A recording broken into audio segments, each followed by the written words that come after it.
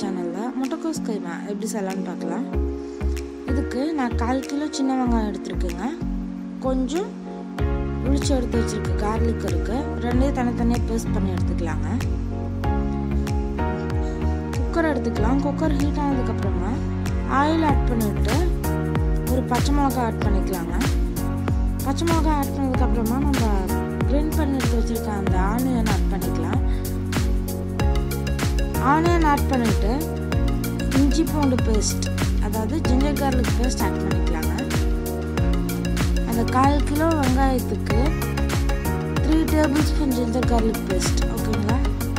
இதெல்லாம் நல்லா மிக்ஸ் பண்ணி விட்டு கலர் சேஞ்ச் ஆகிற அந்த ஸ்டேட்டில் 2 tablespoon garam masala, 1 teaspoon red chilli powder add பண்ணிக்கலாங்க. இதை நல்லா மிக்ஸ் பண்ணி விட்டுட்டு நம்ம எடுத்து வச்சுருக்கோங்க இந்த கீமா, அதை நம்ம எடுத்து இதில் ஆட் பண்ணிக்கலாம். நீங்கள் மிக்சியில் கிரைண்ட் பண்ணிங்கன்னா மட்டன் வந்து ரொம்ப பேஸ்ட் மாதிரி ஆயிரும்.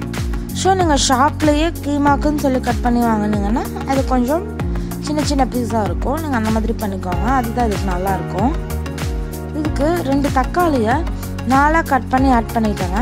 எல்லாத்தையும் நல்லா மிக்ஸ் பண்ணி விட்டுட்டு ஒரு 5 மினிட்ஸ் அப்படியே வச்சிடறேன். இப்போது இதுக்கு நான் வந்து முட்டைக்கோஸ் 1.5 எடுத்துருக்கேங்க.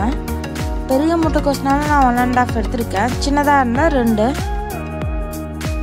சன்னமாக கட் பண்ணி தண்ணியில் உப்பு போட்டு ஒரு 5 மினிட்ஸ் வச்சுட்டு அதுக்கப்புறமா அதை ஃபில்டர் பண்ணிவிட்டு இதில் ஆட் பண்ணிக்கிறேங்க. ஆட் பண்ணி நல்லா மிக்ஸ் பண்ணி விட்டுட்டு இதுக்கு தேவையான சால்ட் ஆட் பண்ணிவிட்டு எல்லாம் நல்லா மிக்ஸ் பண்ணி விட்டுருங்க. மேலே கொஞ்சமாக கொத்தமல்லி தழை ஆட் பண்ணி 1/2 கிளாஸ் வாட்டர் ஆட் பண்ணி இதை கலந்து விட்டுட்டு நம்ம மூடி வச்சு 2 விசில் விட்டு எடுத்துக்கலாங்க. இப்போ 2 விசில் வந்ததுக்கப்புறமா விசில் அடங்கினது இதை ஓப்பன் பண்ணிக்கிறேன்.